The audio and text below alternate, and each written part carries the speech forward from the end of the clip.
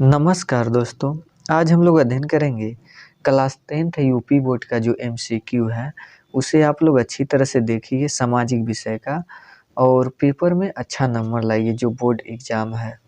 तो इसमें पहला है, निम्न में से कौन सा उद्योग चूना पत्थर को कच्चे माल के रूप में प्रयुक्त करता है?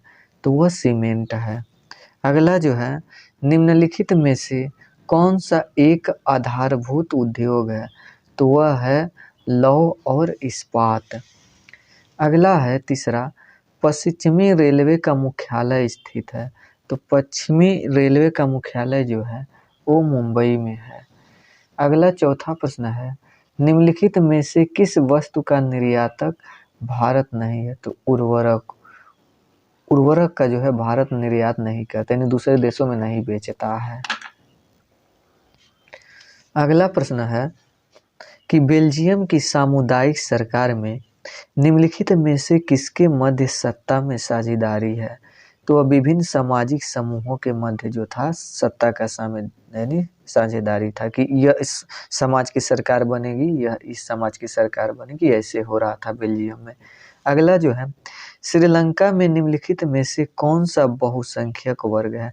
तो सिंहली, यानी श्रीलंका में सिंहली की संख्या ज़्यादा थी।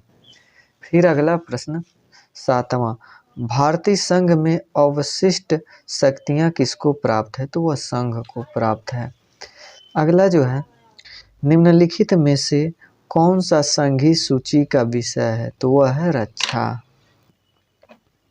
अगला प्रश्न है, भारत में पंचायती राज की व्यवस्था हुई थी। तो पंचायती राज की व्यवस्था जो है वो 1992 से शुरू हुई थी। 10वां प्रश्न है, हिंदी किस प्रकार की भाषा है? तो हिंदी को राजभाषा कहा जाता है, राजभाषा है। अगला जो है, भारत में पंचायती राज की स्थापना हुई थी। तो पंचायती राज की स्थापना 1992 में हुई थी।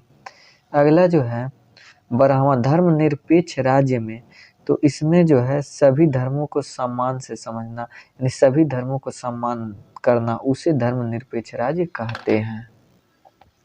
अगला जो है, भारत में कितने राष्ट्रीय राजनीतिक दल हैं? तो 6 हैं। राष्ट्रीय जो दल हैं वह 6 हैं। 14वां, लोकतांत्रिक व्यवस्था में सुधार कब होगा? तो ये चारों ऑप्शन इसमें सही है, आप लोग पढ़ लीजिएगा।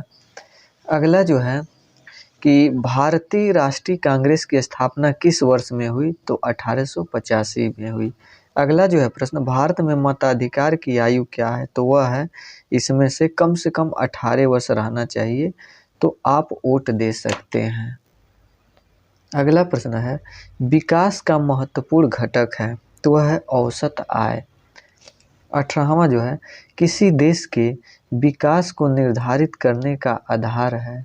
तो इसमें उपर्युक्त सभी, यानी स्वास्थ्य, शिक्षा, व्यक्तियों की पढ़ाई लिखाई, प्रति व्यक्ति आय, ये सब उपर्युक्त ही है, यानी सब सही है इसमें से। तो ऑप्शन यह घ सही है।